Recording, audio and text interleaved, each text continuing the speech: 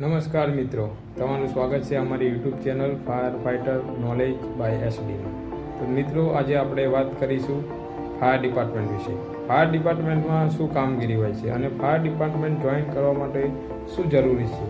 તો fire department joining કરવા માટે કેટલો અભ્યાસ જરૂરી છે, કયો કોર્સ જરૂરી છે, ફાયર ડિપાર્ટમેન્ટમાં કઈ કઈ પોસ્ટ હોય છે, કેટલી સેલરી હોય છે અને ફાયર ડિપાર્ટમેન્ટમાં જોઈનિંગ બાદ શું કામગીરી આવે છે. તો આ બધા જ મૂંઝવતા પ્રશ્નોનો સોલ્યુશન તમને આ વિડીયોમાં મળી રહેવાનું છે. તો જોડાયેલા રહેજો અમારી સાથે આ વિડીયોમાં આગળ.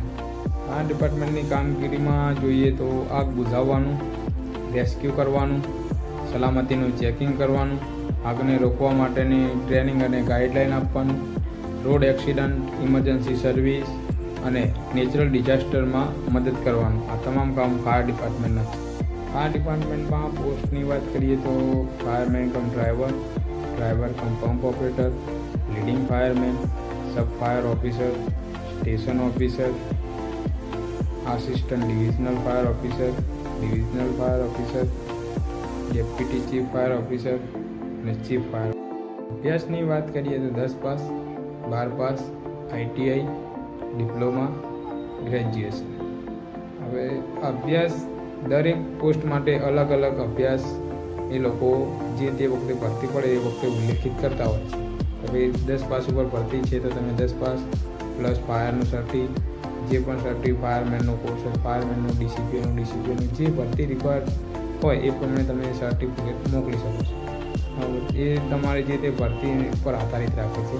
પ્લસ સબ ફાયર ઓફિસરનો કોર્સ, અને સબ ફાયર ઓફિસરના કોર્સ માટે 12 પાસ પ્લસ ગ્રેજ્યુએશન જરૂર છે. અને ઓફિસરના કોર્સ માટે તમારે graduation plus diploma, fire engineer, B fire, BTech fire. Fire ડિપાર્ટમેન્ટમાં ફિઝિકલની વાત કરીએ તો ફિઝિકલમાં રહેશે તમારી હાઇટ, વેઇટ, તમારી ચેસ્ટ, પછી રસ્સો ચડવો, રનિંગ કરવી, વિથ હોઝ પાઇપ સાથે રનિંગ કરવી, સ્વિમિંગ કરવું. તો આ બધું કઈ રીતે હોય છે, તો જે તે પ્રમાણે મ્યુનિસિપલ કોર્પોરેશન અથવા સ્ટેટ ફાયર અથવા નગરપાલિકા જે પોતાની ભરતી પ્રક્રિયા પાડે ત્યારે એમના આર પ્રમાણે એ લોકો ઉલ્લેખિત કરતા હોય છે. પણ હાઇટમાં એવું છે કે 165 સેન્ટીમીટર બધે કોમન જ હોય છે. 50 કિલો પ્લસ વજન જોઈએ. ચેસ્ટ તમારી 79 અને ત્યારબાદ ફૂલાઈને 84 કે 85 જે ક્રાઇટેરિયા હોય તે 5 સેન્ટીમીટર ખુલવી જોઈએ.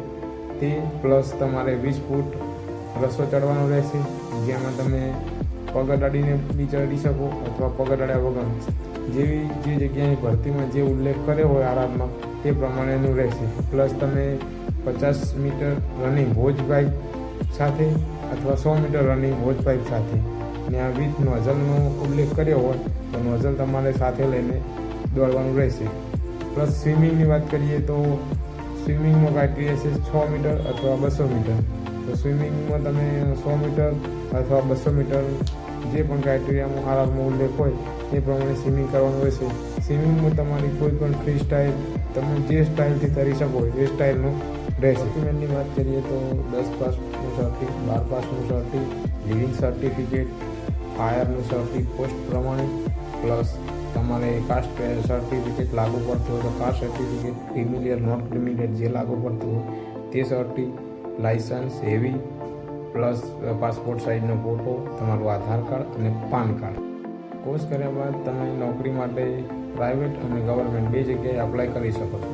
પ્રાઇવેટમાં વાત કરીએ તો આપણે industrial company, Adani, Reliance, port, airport, mall, petrol pump વગેરે જગ્યાએ તમે એપ્લાય કરી શકો છો. અને ગવર્મેન્ટની વાત કરીએ તો મ્યુનિસિપલ કોર્પોરેશન, સ્ટેટ ફાયર, નગરપાલિકા, ONGC વગેરે જગ્યાએ એપ્લાય કરી શકો. સેલરીની વાત કરીએ તો ફાયરમેનની સેલરી હોય છે 12,000 થી 30,000 સુધી, ડ્રાઈવરની સેલરી હોય છે 18,000 થી 35,000 સુધી, લીડિંગ ફાયરમેનની સેલરી હોય છે 25,000 થી 45,000 સુધી, સબ ફાયર ઓફિસરની સેલરી હોય છે 35,000 થી 55,000 સુધી, અને સ્ટેશન ઓફિસરની સેલરી હોય છે 45,000 થી 80,000 સુધી. આ સેલરી વધારે પણ હોઈ શકે છે. મિત્રો, આ હતી ફાયર ડિપાર્ટમેન્ટ જોડાવા માટેની માહિતી. તમારે પ્રશ્નો કોમેન્ટમાં જરૂર પૂછજો. મળીએ આગળના વિડીયોમાં. જય હિન્દ.